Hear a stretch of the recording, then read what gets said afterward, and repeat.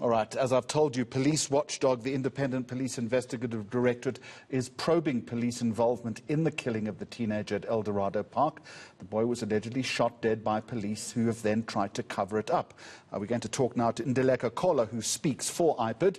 Ms. Cola, good afternoon to you and welcome. What exactly are you investigating? What is the scope and nature of this probe? And where do you stand with that right now? Good afternoon, Jeremy. Thank you for having us. Indeed, IPID officials are currently on the site, on the scene in Eldorado Park. This matter has been reported to IPID earlier this morning, and our investigators are on site to establish indeed what transpired in this particular incident.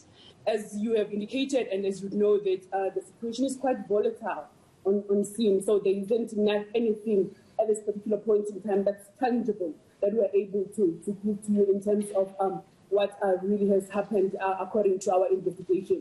But indeed, we are hoping that by the end of this day, we are going to be having some sort of preliminary investigation report that is going to confirm exactly what happened according to our investigation. On the surface of it, and according to our reporter on the ground, it seems as if this is another incident of extreme heavy-handedness by both the SAPS and the JMPD.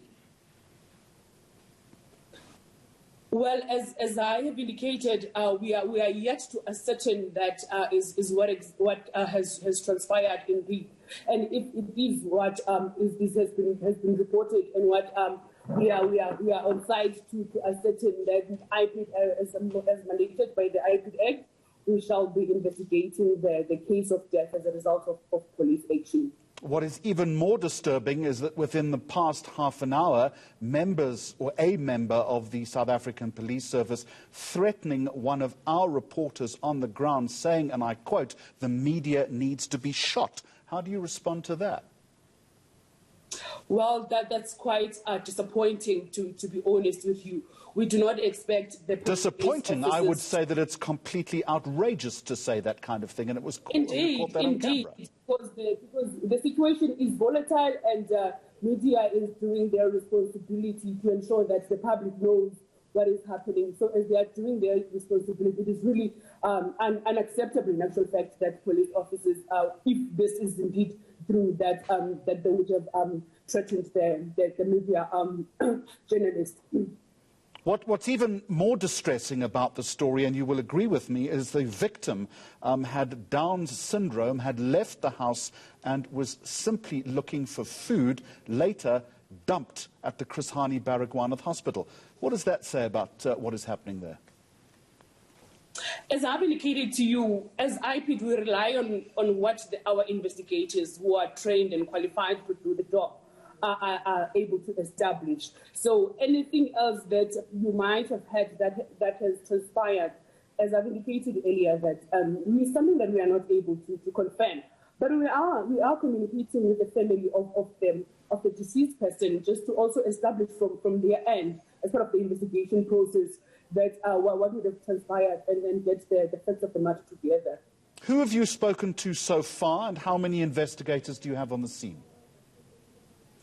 I do not have the exact number, and remember, when we do our investigation, it's a process that we have to ensure that we protect the families of the people that are involved.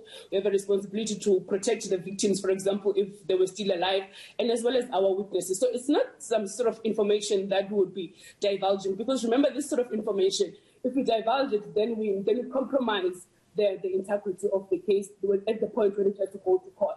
So when we do our investigation, we have to ensure that the information, we don't divulge too much information and too much detail of who we have spoken to and those sort of details, because this matter is still going to go to court, and we don't want to jeopardize its opportunity of having the perpetrator being brought into book ultimately. All right, we look forward to that preliminary report, and make no mistake, we want to see that as soon as possible. Speaking for IPID, Ndileka Cola, thank you very much indeed. We'll keep a very close eye on that story throughout the course of the afternoon.